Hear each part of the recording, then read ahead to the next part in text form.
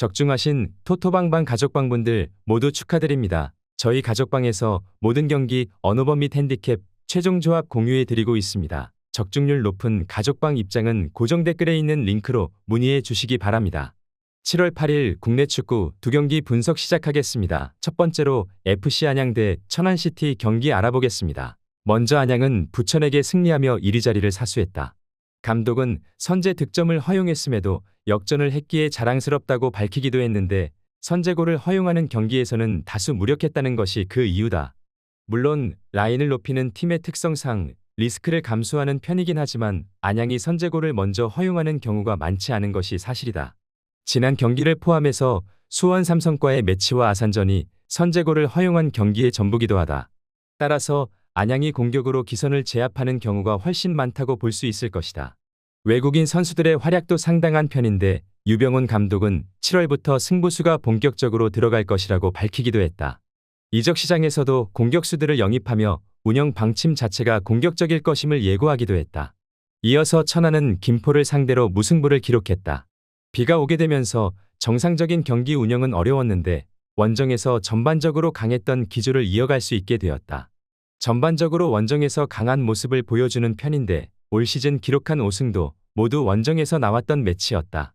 김태환 감독은 자신들이 소유를 하며 공격하는 것을 선호하는 편인데 오히려 점유가 내려간 상황에서 역습 성향을 보여주는 스타일의 더 강한 모습을 보여주고 있다. 참고로 천안의 평균 원정 점유는 46%에 불과하다. 물론 전반적으로 안양에게 약한 모습을 보였는데 수비에서의 밸런스가 그다지 좋지 못해 공간 커버에 지속적으로 약점을 드러내고 있는 모습이다. 안양은 에이스 달레이와 최현우의 플레이 메이킹을 통해서 측면에 위치한 주현우에게 킬패스를 연결하며 마테우스에게 컷백 형태로 결정적 어시스트를 제공하여 다양한 득점 찬스를 생산해 나갈 것으로 예상된다. 이러한 안양의 세밀한 공격 패턴을 천안의 최종 수비진들이 파이널 서드에서 제대로 방어해낼 수 있을지 의문이 드는 매치업이다. FC 안양 승리를 추천합니다. 핸디 언오버 및 최종 조합 받아보실 수 있는 가족방 입장 방법 알려드리겠습니다. 먼저 영상 하단의 댓글을 클릭해 주세요. 두 번째로 댓글 속 가족방 링크를 클릭해 주세요. 마지막으로 채팅 참여하기 누르신 후 메시지 주시고 답장 기다려 주시면 가족방 입장 도움드리도록 하겠습니다. 그럼 분석 이어가 보도록 하겠습니다. 두 번째로 성남FC 대 경남FC 경기 알아보겠습니다. 먼저 성남FC는 최근 주장단에서 변화를 주며 분위기 반전을 노렸지만 결국 부산의 전력을 극복하지 못했다. 수비의 안정이 최우선으로 보이는데 일단 최철우 감독은 코치 시절 수비에 대한 고평가를 받는 감독이었는데 최근 3경기에서 9실점을 내주는 등 난조가 심한 모습이다. 현재 조성욱과 장효준이 모두 부상 중이기에 주전 포백 구성에 어려움이 있기도 하고 감독의 스타일이 상당히 공격적인 특성을 가지고 있는 편이기도 하다.